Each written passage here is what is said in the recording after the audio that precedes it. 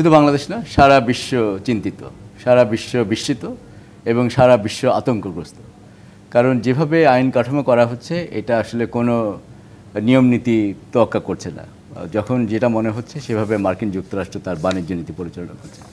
আপনি চিঠির একটা অংশ পড়িয়ে শুনিয়েছেন, সেই চিঠিতে বলা হয়েছে বাংলাদেশ নাকি বিভিন্ন রকম বাধা, সেটা অশুল্ক বাধা হতে পারে, যেটাকে আমরা নন ট্যারিফ ব্যারিয়ার্স বলি, এসবের কারণেই মার্কিন যুক্তরাষ্ট্রের সঙ্গে এই যে ট্রেড ডেফিসিট আছে সেটা তৈরি হয়েছে। এই কথাটি ঠিক না। আসলে বাংলাদেশ যেসব বাধা দেয় এটা শুধুমাত্র মার্কিন যুক্তরাষ্ট্রকে বাধা দেওয়া হয় না। হ্যাঁ, আমাদের শুল্ক হার অনেক বেশি, এটা যেমন সত্যি কথা। আমাদের কিছু কিছু ক্ষেত্রে নন ট্যারিফ ব্যারিয়ার্স আছে, এটাও সত্যি কথা। আমাদের ব্যবসার পরিবেশ বান্ধব নাই, কিন্তু এটা কি শুধুমাত্র আমরা মার্কিন যুক্তরাষ্ট্রের উপরে চাপিয়ে দিয়েছি?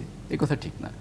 কাজেই চিঠিতে যেটা বলা হয়েছে সেটার সঙ্গে আমি মনে করি যে একটু দ্বিমত পোষণ করার অবকাশ আছে। মার্কিন যুক্তরাষ্ট্রের প্রেসিডেন্ট অসম্ভব শক্তিশালী।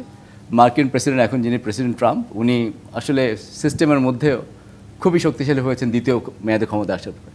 ফলে মার্কিন যুক্তরাষ্ট্র যেখানে বিশ্বের প্রথিতযশ ইকোনমিস্ট আছেন, সবচেয়ে বেশি নোবেল প্রাইজ পেয়েছেন মার্কিন যুক্তরাষ্ট্রের ইকোনমিস্টরা বছর পর বছর, তাদেরও কিন্তু ম্যাক্সিমাম বলছেন যে এই পলিসি কিন্তু ঠিক না। কাজে সেটা আমাদেরকে রেকগনাইজ করতে হবে।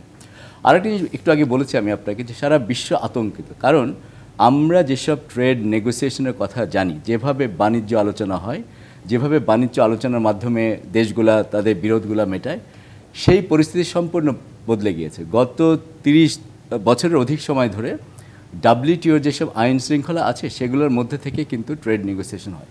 এবার আমরা প্রথমবারের মতো দেখছি যে সেই আইন শৃঙ্খলাকে সম্পূর্ণভাবে ভায়োলেট করা হচ্ছে, এবং মার্কিন যুক্তরাষ্ট্র নিজে ভায়োলেট করেছে।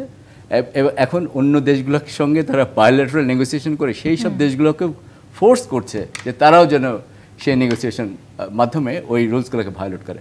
কাজে আমরা দেখছি বিশ্ব ব্যবস্থায় যে ট্রেড মাল্টিল্যাটারালিজম সিস্টেম ছিল সেটা কিন্তু এখন কার্যত ভেঙে পড়েছে।